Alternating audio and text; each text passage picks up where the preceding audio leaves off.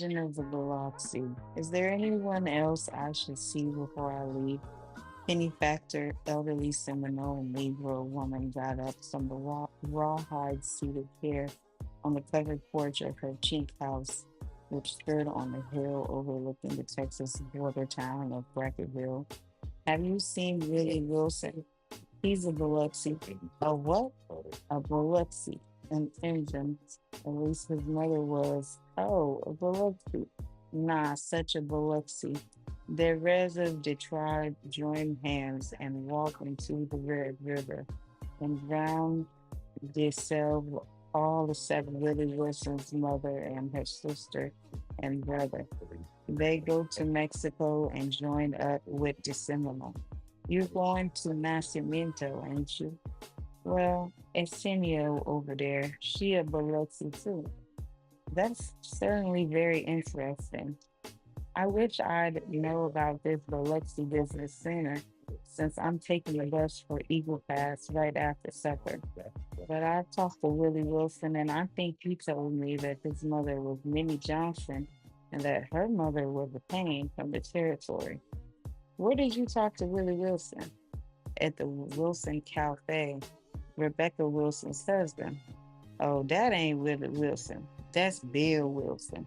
Willie Wilson lives at the far end of town. He's got a little ranch.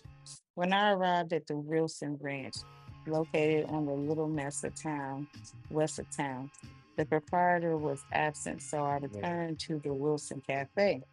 There, I was informed that Willie Wilson was probably visiting at the Shields home a few rods away. But when I arrived, he had left for his own home only a few minutes earlier. His young niece, Johnny Mayfield, however, informed me that her Biloxi grandmother, Laura Wilson, had told her much of the history of her tribe and that she, Johnny May, had been writing a book about it.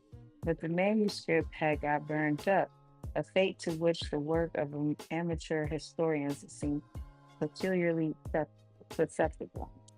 He remembered, however, that when the Biloxi had to leave their homes in a hurry, they had buried most of their property, their gold, at the foot of the trees in such places and had marked the spots by sticking an axe into the tree. And in other ways, that would not be understood by their subplanters, intending to come back later and reclaim it. But of course, they had never done so.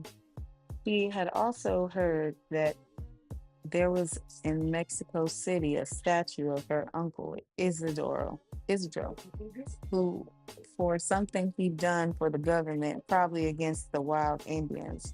I urged her to write down whatever she could remember of her grandmother's reminiscences, and she promised to do so, as well as to see if any fragment of history has survived the fire. If you'd like to um, see more content, you can follow us on Instagram at the Organic Cover Collective.